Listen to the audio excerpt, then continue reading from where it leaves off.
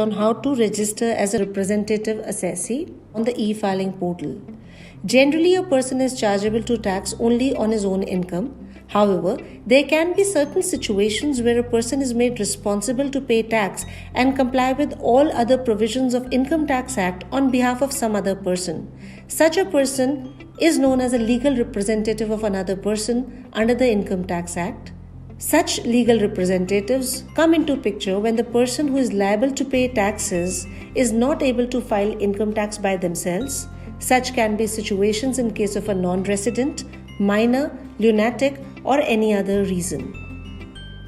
In order to register as a representative assessee, you are required to have your own user ID and password on the e-filing portal. Let us now look at step by step how do we register as representative assessee on the e-filing portal. So first of all, go to the e-filing portal homepage and click on login. Post login, go to Authorized Partners tab and click on Register as Representative Assessee. Post reading the instructions, you can click on Let's Get Started. Here you can see in case you have any active or inactive requests. However, to raise a new request, you can click on plus create new request. Here you are required to select the category of assessee to whom you want to represent. It could be legal heir of a deceased. You can represent a lunatic or idiot, a mentally incapacitated person, minor, oral trust, or a non-resident. Post selection of the category of assessee, you can enter the mandatory details and upload the mandatory attachments. For example, if you want to register as an authorized representative of a lunatic or an idiot or a mentally incapacitated person, you are required to attach a copy of PAN card of such person along with a certificate issued by the authorized medical authority. Similarly, if you want to register as Court of Wards, then you are required to provide a copy of PAN card of the person for whom Court of Wards is appointed, along with a copy of court order appointing Court of Wards. If you want to register as an authorized representative of a minor, you are required to attach a copy of PAN card of minor along with proof of guardianship. Along with that, you are also required to attach the proof of income as arises or accrues to the minor child on account of manual work done by the child or activity involving application of skill, talent, or specialized knowledge or experience of the minor.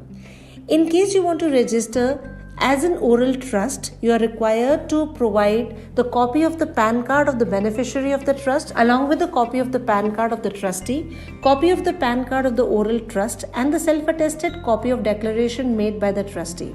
If you want to register as an agent of a non-resident, you are required to provide a copy of the PAN card of the non-resident person or entity along with a documentary proof of tax-protected contract wherein the resident is being held responsible for tax payment as well as return filing compliance.